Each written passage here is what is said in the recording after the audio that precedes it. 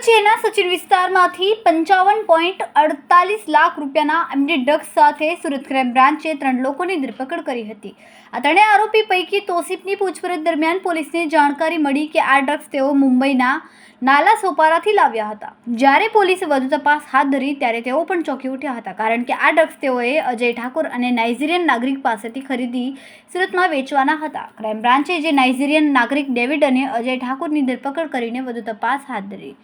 Sachin Kapletha checkpost પાસેથી 554.82 ગ્રામ MD drugs સાથે ઇરફાન ખાન, મોહમ્મદ તોસીફ અને અશફાક કુરેશીની ધરપકડ કરવામાં આવી હતી। તેઓ મુંબઈથી એમડી ડ્રગ્સ લઈને સુરત આવી રહ્યા હતા। તે દરમિયાન સચિન વિસ્તારમાંથી સુરત ક્રાઇમ બ્રાન્ચે તેની ધરપકડ કરી। ત્રણેય આરોપીઓ કયા વ્યક્તિ પાસેથી એમડી ડ્રગ્સ ખરીદીને સુરત લાવી રહ્યા હતા તેની પૂછપરછ શરૂ કરવામાં આવી।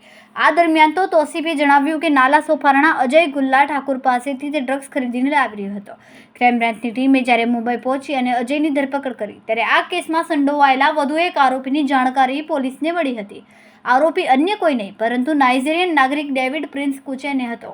તેની ધરપકડ નાલા સોપારાના આવા વિસ્તારમાંથી કરવામાં આવી હતી જ્યાં મોટી સંખ્યામાં નાઇજીરિયન નાગરિક રહે છે। આ માટે એક ખાસ ઓપરેશન હાથ ધરાયું હતું। મહારાષ્ટ્રથી સુરત શહેર સુધી પહોંચાડવામાં આવતા એમડી ડ્રગ્સના આંતરરાષ્ટ્રીય રેકેટનો પર્દાફાશ કરીને બંને આરોપીની ધરપકડ ક્રાઇમ બ્રાન્ચ દ્વારા કરવામાં આવી હતી। સુરત ક્રાઇમ બ્રાન્ચ દ્વારા 16/11/2024ના રોજ no drugs in Surat city અન્વયે સુરત ક્રાઇમ બ્રાન્ચ અને સુરત સિટી દ્વારા ડ્રગ્સ વિરુદ્ધની મુહિમ ચલાવી અને સતત ડ્રગ્સ માફિયાઓ વિરુદ્ધ કામ કરી રહ્યા હતા। એમાં 16/11ના રોજ સુરત ક્રાઇમ બ્રાન્ચ દ્વારા 2 કેસ કરવામાં આવ્યા હતા, જેમાં જહાંગીરપુરા વિસ્તારમાંથી 1 કિલો એમડી સાથે 2 માણસોની ધરપકડ કરવામાં આવી હતી અને પેરેલલ બીજો કેસ કપ્તલા સચિન પોલીસ સ્ટેશનમાં ચેકપોસ્ટ પાસેથી 550 ગ્રામ એમડી મળ્યું હતું અને એમાં તોસીફ, ઇરફાન અને 3 લોકોની ધરપકડ કરવામાં આવી હતી। તોસીફની એની પૂછપરછ દરમિયાન તોસીફ સુરત ખાતે આ ડ્રગ્સ લાવીને વેચતો હતો અને મુંબઈથી આ ડ્રગ્સ લાવેલો હતો નાલા સોપારા વિસ્તારમાંથી, એક માહિતી આવી મળેલી હતી। એની પૂછપરછ દરમિયાન નાલા સોપારામાંથી અજય ઠાકુર નામના એક માણસ પાસેથી લાવતો હતો। અજયને ક્રાઇમ બ્રાન્ચની ટીમ દ્વારા 4-5 દિવસથી આઈડેન્ટિફાઈ કરીને ત્યાં રેડ કરવામાં આવી અને અજય ઠાકુરને મળ્યો। અજય ઠાકુરની પૂછપરછ દરમિયાન આગળ એક ચોંકાવનારું નામ નાઇજીરિયનનું મળ્યું, ડેવિડ ઉચ્ચે નામ।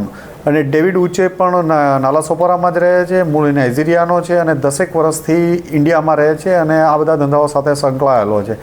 એની આધારે ક્રાઇમ બ્રાન્ચની ટીમે ખૂબ મહેનત કર્યા પછી ત્યાંથી એક નાઇજીરિયન એરિયામાંથી, જ્યાં નાઇજીરિયનો રહે છે નાલા સોપારામાં, ત્યાં એક ઓપરેશન હાથ ધરવામાં આવ્યું અને ડેવિડ ઉચ્ચેની ધરપકડ કરવામાં આવ્યું અને આ લોકોને લાવી અને એમની પૂછપરછ ચાલુ છે। ડેવિડ ઉચ્ચે આની પહેલાં પણ 2015માં એક ફ્રોડના કેસમાં, સાયબર ફ્રોડ કે ફ્રોડનો કેસ છે એમના વિરુદ્ધમાં, એમાં એરેસ્ટ થયેલો હતો અને 4 વર્ષ સુધી મુંબઈ જેલમાં રહેલો છે અને 2019માં છૂટ્યા પછી ડ્રગ્સમાં ફરીથી આ લાઇનમાં આવવાનું પ્રાથમિક માહિતીમાં મળી આવ્યું છે।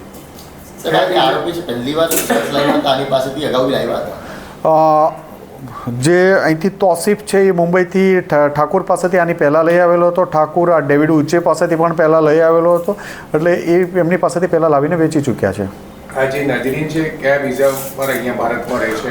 એના વિઝા વેરીફાઈ કરવાના બાકી છે। એનો પાસપોર્ટ અને વિઝા એનો જે 2015માં પકડાનો હતો ત્યારે એને સીઝ કરવામાં આવ્યો છે અને એને કયા વિઝા ઉપર હતો ને એ વેરીફાઈ કરવાનું ઇન્વેસ્ટિગેશન દરમિયાન કરી લેવામાં આવશે। બીજી કોઈ હિસ્ટ્રી ખરી જે 2 આરોપી પકડાય છે એમાં કોઈ? ઠાકુરની નથી, પણ ડેવિડ ઉચ્ચે 2015માં મુંબઈ પોલીસ દ્વારા પકડવામાં આવ્યો હતો અને 4 વર્ષ જેટલો એ જેલમાં રહેલો છે।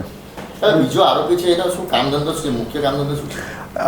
એ અલગ અલગ ફ્રોડના અને એ કહે છે સાયબરના અને અલગ અલગ કોમ્પ્યુટર જોબ કરે છે, પણ એ ફ્રોડમાં હોવાની અમારી પાસે પ્રાઇમરી ઇન્વેસ્ટિગેશન દરમિયાન એવું લાગે છે કે સાયબર ફ્રોડ કરતો હશે। કોઈ ફિલ્મોમાં કેમેરામેન તરીકે પણ એને કામ કર્યું? હા, કેમેરામેન તરીકે પણ એણે કામ કરેલું છે।